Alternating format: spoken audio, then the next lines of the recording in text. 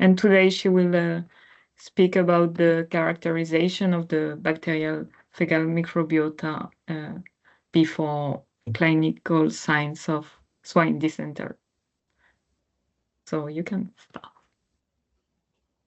So thank you so much. So hi everyone. My name is Jessica, as she already mentioned. I am from Brazil, but I'm living in Canada for a while. So I changed the hot weather for the cold weather, but it's fine. And thank you, the Pig Web Junior, for the opportunity to be share one of the projects that I did when I was during my PhD that was related to the characterization of the bacterial fecal microbiota composition of pigs preceding the clinical signs of swine dysentery. Can you hear me? Like it's good? Yes, everything is working well. Okay, thank you so much. So, how can I change here? Up here. So I would like to start with these these pictures that I'm sure most of you have seen or in a pig farm or in a vet school during the swine class disease, but also for people that never seen those pictures before. Those are the classical clinical signs of swine dysentery. And the swine dysentery is one of the most economic and enteric disease challenges in swine industry, and it affects mainly growing finished pigs ranging from 80 to 26 weeks of age. And the economic issues are related mostly with the increased cost with medication, high mortality, and poor performance and also welfare.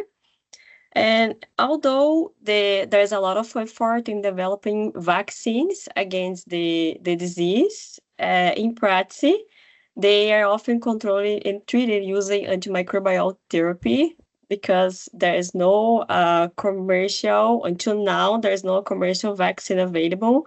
If there's someone in the presentation that have heard about something, we can let me know in the end. So the disease is often controlled using antimicrobial therapy. As we know that we are in the antimicrobial resistant phase, and there's a lot of studies that have been shown that the next global pandemic will be related to antibiotic resistance. So based on that, we that are in the animal production, we are looking now for alternative strategies in controlling disease, not only in swine, but also in the animal production in general. So this is the base that our research group is focusing in looking for strategies that we can control and prevent diseases in a no using antibiotics, basically. So going to the etiology of the disease, the Braxpara hive dysentery is the main etiologic agent that causes the swine dysentery. But recently, Braxpira hampsoni and also Braxpira swanatina are also recognized as causative agents for swine dysentery. As we can see here, the spirochete, they are there's a has a spiral shape, are gram-negative, motile. They are anaerobic and oxygen tolerant, and it's a little bit tricky to be cultured. And the classical clinical signs that we can see is the mucohemorrhagic diarrhea. And also when we do the necropsy in pigs, we can see the classical colitis, the inflammation of the colon. And also we will be able to see animals with a with a poor and decreasing body weight that is other like the other classical clinical signs of the disease. But okay, here we are talking about who is the causative agent of the disease, the main clinical signs, but what is the relationship between the intestinal microbiota, Braxpira, and swine dysentery? So, although Braxpira is the primary causative agent of swine dysentery, the Braxpira, they requires the presence of other bacteria for severe disease expression. So that means that the Braxpira alone, they are not able to cause the severe disease expression, but they need the presence of one of other bacteria to cause the disease. And how we know this information? So studies in early 70s, they have been showing us that they have been showing this piece of information related to the expression of the disease. So the early studies in 74, they were able to reproduce the disease in non-biotic pigs using colon scrapings from clinical cases. And also other studies, in the same decade, they could see a specific interaction between one or more enteric gram-negative anaerobic bacteria and also the spirochete. And also, like, we started early on in the 70s, we started to name it the bacteria that was being found to be related to disease of expression together with Braxpira. So basically the authors, they inoculated the non-biotic pigs only with Braxpira. The pigs didn't express the disease. But once they were co-inoculated with Braxpira, hyodysentery, and other bacteria, for example, those bacteria that I named here, the animals could show the typical lesions of the disease. So in the beginning a long time ago, we could see that the Braxpira requires the presence of other bacteria to cause the disease expression. But for all those trials, they use culture-dependent methods that, even though it helps us to discover this piece of information regarding the relationship between the Braxpira and other microbiota or other bacteria, the culture-dependent methods, they are not, how can I say, they cannot show the truly diversity microbial community in the intestine. So with the advance with the culture independent methods, using, for example, high throughput sequencing methods, we could advance it in the studies related to intestinal microbiota and swine dysentery. And one of the projects that I like the most is the project that the authors, they evaluated the colonic content, the comparison of luminal and mucosa-associated microbiota in colon of pigs. So they evaluated colonic content and mucosal scrapings of pigs that were inoculated with Braxpira hampsoni and also Braxpira hyodysentery. And they look at the microbiota composition, comparing between the animals that developed the disease and the animals that did not develop the disease. And here I just want to show you one of the results. Is a histogram of linear discriminant analysis showing the differential abundance results between animals that were positive for swine dysentery in green and animals that were negative for swine dysentery in red. So we can see that they found different bacteria related with the animals positive and the animals that were negative. But more important than know who is there is know what they are doing in there. So here, I just want to show you that with the results of this study, I just selected one bacteria, for example, that I don't know how to pronounce the name exactly. So the Sulfobrio bacteria, in the literature, they are capable of degrading mucins, and this can facilitate the adhesion of Braxpira hyodysentery to the intestinal mucosa. So here we are looking to who and what they are doing there. So it shows us that there's a specific group of bacteria that can help the Braxpira to cause the disease.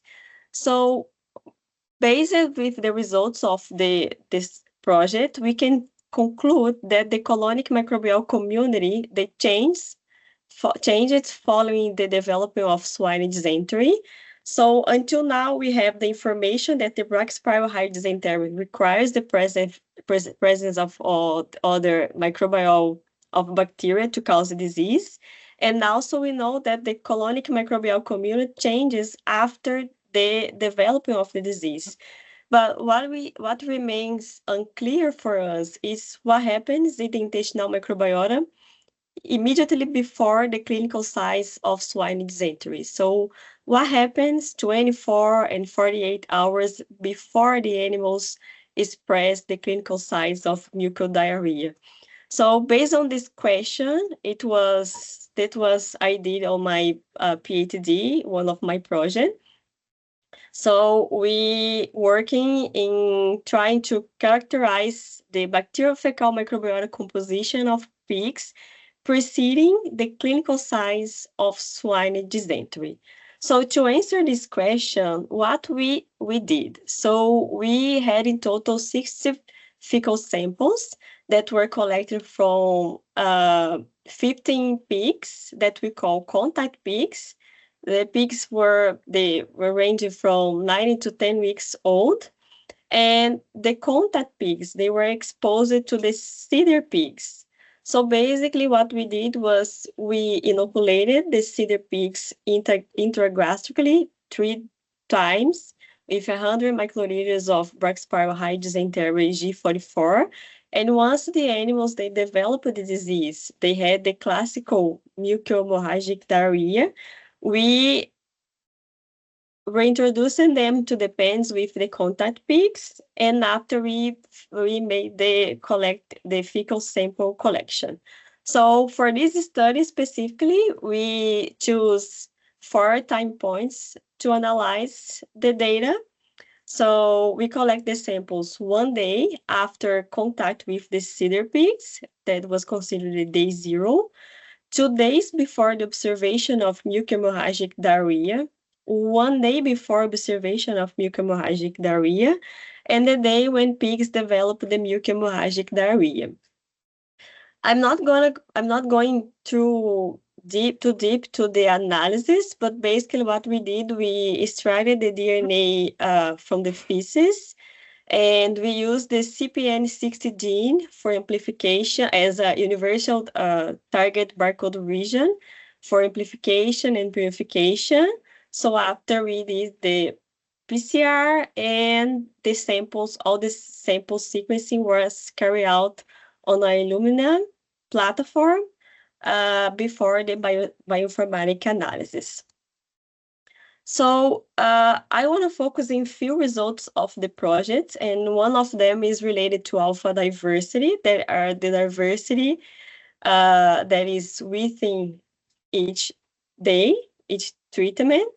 So basically at phylum level, we can see that there was no significant differences in alpha diversity indexes, like SHA-1 and Shannon index, were observed among the days for at phylum level. At genus level, we can observe that there was no differences within the days for Shannon indexes. But when we look at the SHA-1 index, we can see there was an increase in alpha diversity, focusing SHA-1 indexes at 1 day before the mucohemorrhagic diarrhea, and at the day the animals developed mucohemorrhagic diarrhea when we compare with the day 0. And when we look at the beta diversity, that is the diversity among the different days, when we compare the different days diversity, we can see here that few samples, they cluster separately from the others, significantly affecting the data distribution. But we can see that there was an even distribution of within and between the days, and we can see this was evidenced by the low R square that we found in the results, that it shows us that only 90% of the variability is explained by the model.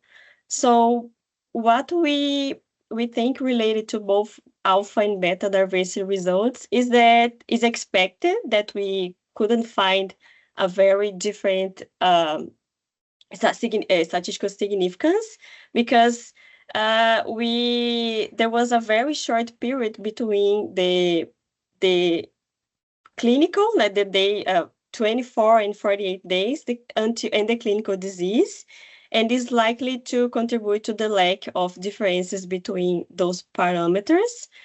And also because most of the studies, usually they publish today, they were looking at the microbiome changes due to swine dysentery sampled at peak of clinical signs, and also compare with before inoculation. So when the lesions of the disease and the peak of clinical signs was interesting and easy to see some differences. So this is one of the challenges that we consider for our project.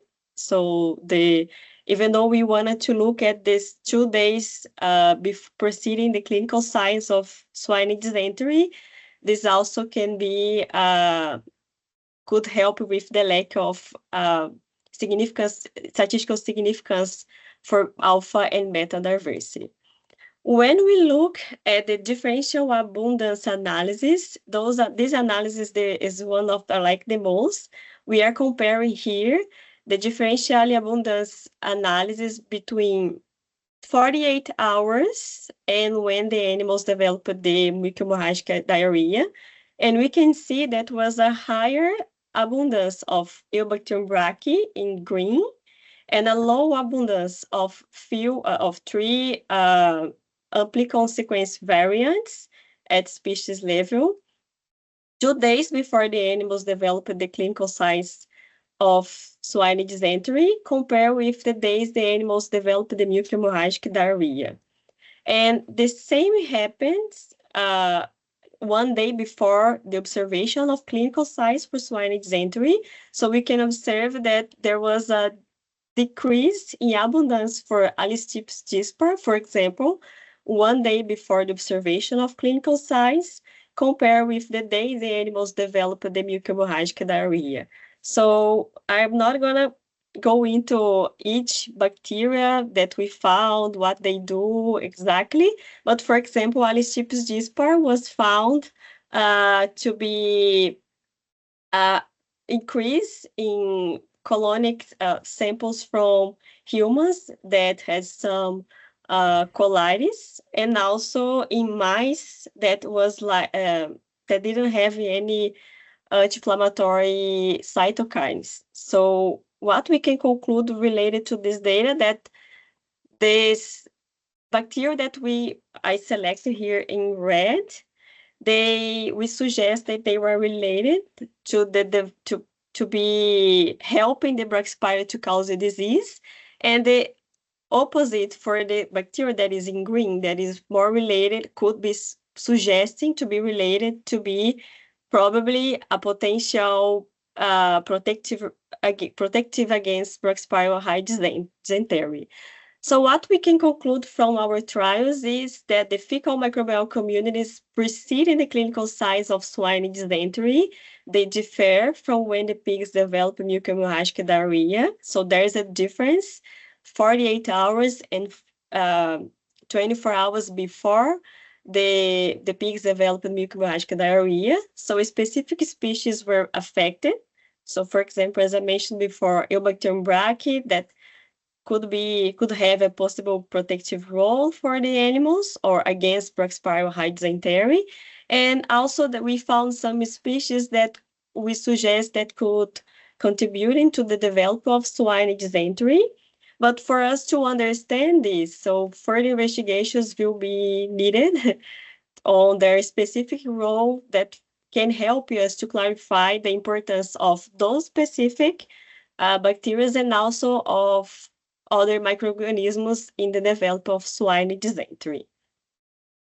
So I'd like to say thank you for my university in Brazil that helped, and also the University of Saskatchewan when I developed the project, and the PigWeb Junior Community again for the opportunity to share one of the projects that I like the most from my PhD, and I'm open for the questions. Thank you. Thanks a lot for your presentation. So feel free if you have any question to just turn on your microphone and your camera.